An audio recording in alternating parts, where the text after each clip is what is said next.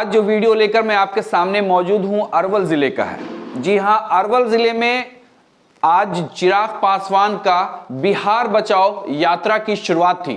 चिराग पासवान आज अरवल से बिहार बचाओ यात्रा की शुरुआत उन्होंने की है और उनका कहना था, वो लगातार जैसा कि आप देखते हैं उनका स्टेटमेंट आता है, उनके जब बाइट्स आते हैं, वो जो कहीं भाषण देते हैं तो जो उनका स्टेटमेंट आता है वो लगातार हमलावर रहते हैं महागठबंधन पर, यानी कि जदयू पर और आरजेडी पर। उन्होंने आज नीतीश कुमार को अपना निशाना बनाते हुए कहा कि बिहार में अपराधियों की सरकार है। नीतीश कुमार पर उन्होंने कहा कि जिस तरीके से बिहार में लूट और बलात्कार और अलग अलग तरह की जो घटनाएं हो रही है उससे बिहार त्रस्त है, बिहार के लोग बाहर जाकर कमा रहे हैं, बिहार में अर्थव्यवस्था चरमरा गई है। इन सारी बातों पर देखिए आज जो बिहार बचाओ की यात्रा की जो शुरुआत अरवल से किया है चिराग पासवान ने, आप देखिए उन्होंने क्या कुछ कहा है। लेकिन साथ ही साथ ईशा न्यूज की खबरें आपको कैसी लग रही है आप जरूर कमेंट बॉक्स में लिख कर बताएं। साथ ही साथ ईशा न्यूज को सब्सक्राइब करें,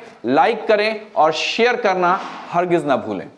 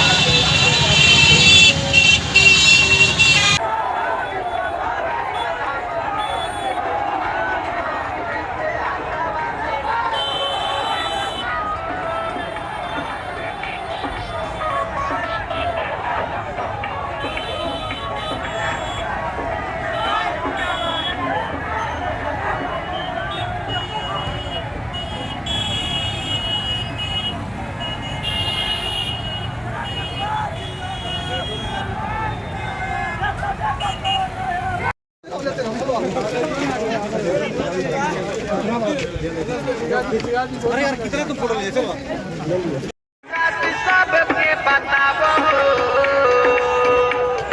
दादा दादी भैया भाभी सबके बतावो भैया चिराग जी से हाथावा मिलावो आशीर्वाद यात्रा के सफल बना। एक शीर्ष प्रतिनिधि मंडल आज अरवल जिला में आकर हम लोगों ने डीएम साहब से मिलने का हम लोगों ने समय मांगा था। बिहार में और ख़ास तौर पर इस ज़िले में जिस तरीके से एक के बाद एक घटनाएं घटित हो रही हैं, बिहार पूरी तरीके से अपराधियों के चुंगल में, अपराधियों की गिरफ्त में फंस चुका है। और मुझे नहीं लगता कि अब मुख्यमंत्री नीतीश कुमार जी से भी संभव है बिहार को बचाना। परिणाम स्वरूप आए दिन बिहार के अलग अलग जिलों में एक के बाद एक हत्याओं की श्रृंखला बनती जा रही है। अरवल में भी पिछले दिनों एक के बाद एक कई हत्याएं हैं और ख़ास तौर पर जिस तरीके से अनुसूचित जाति जनजाति पिछड़ा वर्ग को टारगेट किया जा रहा है, व्यापारी वर्ग को टारगेट किया जा रहा है, एक के बाद एक हत्याओं की श्रृंखला ने जहां आम ग्रामीणों में एक दहशत का माहौल उत्पन्न किया है, वहीं सरकार के ऊपर भी कई सवाल खड़े हो गए। एक घटना जो आप सबके संज्ञान में है, जिसने पूरे देश को शर्मसार किया, जघन्य अपराधों में से एक, जिस तरीके से एक माँ बेटी दुष्कर्म का विरोध करने को लेकर और न्याय की गुहार लगाने को लेकर जिस तरीके से दोनों को जिंदा जला के मार दिया, अक्षम्य अपराध है और इसकी जितनी कड़ी से कड़ी सज़ा हो। जब आप बोलते हैं भैया rarest of a rare case, ये है rarest of a rare case और इसमें दोषी को कड़ी से कड़ी सज़ा मिलनी चाहिए, पर उससे पहले दोषी को पकड़ा भी जाना चाहिए। स्थानीय प्रशासन जिस तरीके से एक उदासीन रवैया दिखाता है और ये पूरे बिहार में ये चल रहा है। भाई हम लोगों ने आरा में भी इसी तरीके की पदयात्रा की थी इस तरीके की घटनाओं के खिलाफ। कल हम लोग बेगूसराय गए, वहाँ पे जिस तरीके से एक दलित महिला के साथ सामूहिक दुष्कर्म करके अर्धनग्न व्यवस्था में उसके शरीर को खेत में फेंक दिया गया, ये सामान्य घटना है। भागलपुर की घटना, किस तरीके से टुकड़ों में काट दिया गया महिला, ये सब सामान्य घटना है। ये मानसिकता दिखा रही।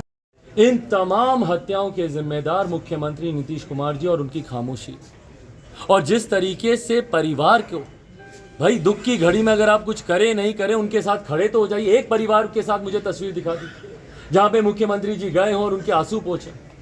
छोटी सी 5 साल की बच्ची, आप लोगों ने भी उसको देखा होगा। भाई कैसे नहीं रूह कांपती मुख्यमंत्री जी की, कैसे नहीं उनका दिल दहलता। बगल में अपने राजमहल में बैठे हैं, 10 मिनट के रास्ते पे पीएमसीएच है, क्यों नहीं गए वो उस बच्ची से मिलने। आज सुबह उस बच्ची ने दम तोड़ दिया। मुख्यमंत्री जी जाते, उसके सर पर हाथ रखते, तो कम से कम मरने से पहले उस बच्ची को दिलासा तो होता कि मेरी जाने के बाद मेरी मां और मेरे हत्यारों को सजा मिलेगी, सरकार उनके साथ खड़ी होगी, परिवार को न्याय दिलाएगी। आज वो बच्ची सांस में 5 दिन 6 दिन तक जिंदगी मौत से लड़ती रही, अंत में उसने दम तोड़ दिया। पर मुख्यमंत्री जी ने जाना जरूरी नहीं समझा। क्यों चुने फिर ऐसे मुख्यमंत्री को? आज ये आक्रोश आप देखिए भैया, जो जन सैलाब, कौन सा चुनाव हो रहा है यहाँ पे? कुंडली के जन सैलाब में चलिए, चुनावी सभा थी, आप सब लोगों ने बोला कि लोग आए। आज यहाँ पे कौन सा चुनाव हो रहा है? अरवल में हजारों की संख्या में स्थानीय अगर सड़क पर उतरे हैं तो क्यों उतरे हैं भैया? इस सरकार के खिलाफ, मुख्यमंत्री जी के खिलाफ, और अहंकार में चूर है ये सरकार। घमंड देखिए मुख्यमंत्री जी का, एक के बाद एक हत्याएं हो रही है, मुख्यमंत्री जी को आ रही है। क्यों? क्योंकि डर नहीं है प्रशासन, खौफ नहीं है सरकार का। और डर और खौफ क्यों नहीं है? क्योंकि कोई कार्रवाई नहीं होती। कई मामलों में देखा गया है स्थानीय प्रशासन की मिलीभगत दिखती है, और सबसे बड़ा अपराध मुख्यमंत्री नीतीश कुमार जी कर रहे हैं खामोश रहकर।